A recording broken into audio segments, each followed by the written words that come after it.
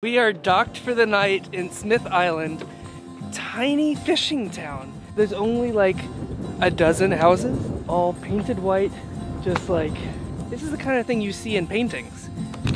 So Rob just flagged down this stranger in his PT Cruiser and said, is there any place to eat? And the guy said, yeah, come eat at my place. Great, I'm hungry. All right, well, let's go home. We'll follow you. So I think that's what we're doing. Wow.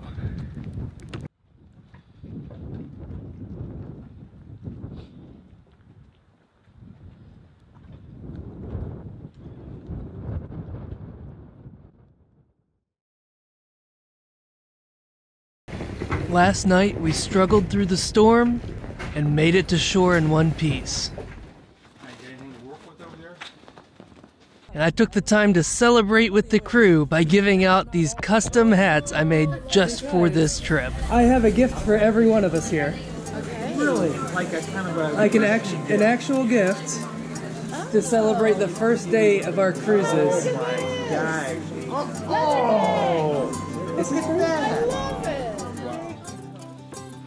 The next morning we tied down supplies, checked the engines. They should not deflect more than about an inch, and we're deflecting less than that. We're a little over full, yeah. Ignition, we're gonna get ignition. We got some lights on. Cast off. Colin? Yes, sir. I need help with this or not. I can't get this. Okay. And away we went. Pardon me? Happy with where everything looks? Yes, yes. Well, the water, I don't know how it seemed yesterday. This is more predictable in a lot of ways, but It's as choppy as it was yesterday. Oh, nowhere near. So we are moving down south on the Chesapeake Bay, trying to get to Solomon's Island today, but depending on the weather, we might change plans. I'll let you know later. But you might be noticing how the boat is kind of heaving over these big waves. So a lot of these swells are 50%, 65% of the size of the ones we were covering yesterday, but we're covering these in an entirely different way. Instead of going upstream against the swells, we're surfing over the waves. We're rolling, kind of doing this kind of motion, which is a whole lot more tolerable than just crash, crash, crash. Solomon Islands is right before you either have to pick and choose whether you want to go inside the ICW or stay outside. That would 13 be and 38, 51. So do you want to go another 51? No. We need to make, we got 3 hours of cruising left to do today, so that we have an hour to get in and get squared away. Right. That gives us 3 times 10 is 30 miles. That we All can right. go from here? That we can go from here. All right, I say either Smith Island Yep. or Smith Point. Smith and Tangier are very interesting places.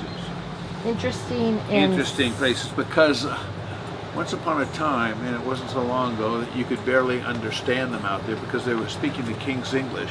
Yeah. They are isolated there in the middle of the bay, and they are crabbing communities. Oh. They go back generation after generation.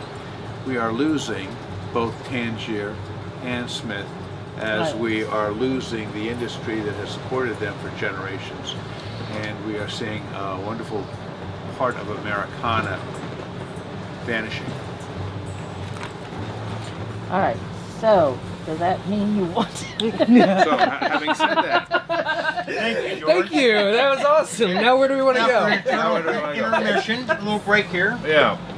If we stay at Smith Island tonight, we're going to head down the middle of the channel. Middle of the bay. The middle of the bay and head up to Elizabeth River. Elizabeth River. Yeah. Okay, yeah. And then that's where we will now go That inside takes the us to the end of IC. the bay, right? That takes us to the ICW. Yep, the intercoastal. So we're going another 38 to Smith Island tonight. We are back underway. Today has been a lot smoother, a lot calmer. Mother Nature was on our side. We have the waves at our stern pushing us forward for most of it. And we're making good time. We're pulling about 10 knots and we've been going for just about 4 hours at this point.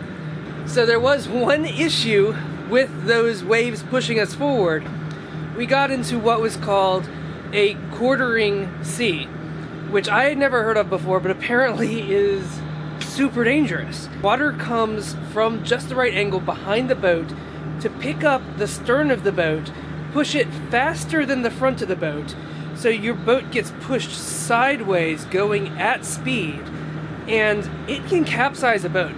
That happened out of nowhere, randomly, once, and we're making sure it does not happen again. These portholes were underwater. We almost had water go over the top of the deck. That was scary, but it's over, and we're taking steps to make sure it does not happen again. And I learned something, and so did you. That's pretty nice. So we are about 7 miles from Smith Island. We look out the side, we see this ship off in the distance. I pulled out my telephoto lens to get a better look, and it's definitely rusty and not seaworthy.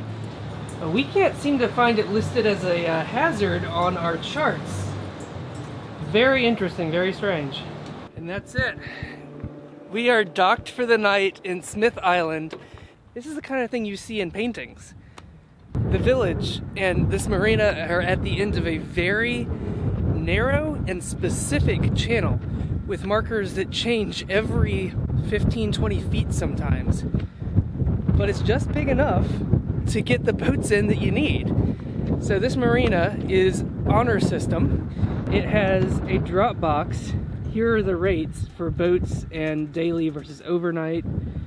So I'm just gonna walk before the sun goes down, and I'm gonna see as much as I can of this tiny little village. This is incredible. And there's a church and a steeple, but where are all the people?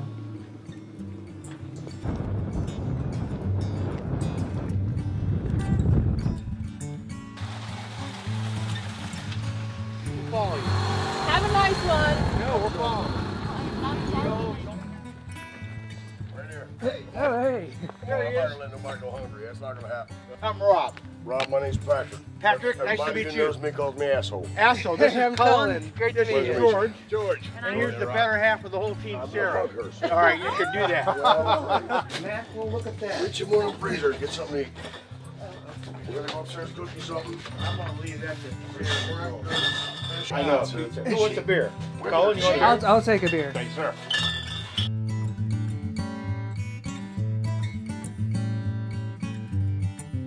We'll shave a little more cheese on that bowl.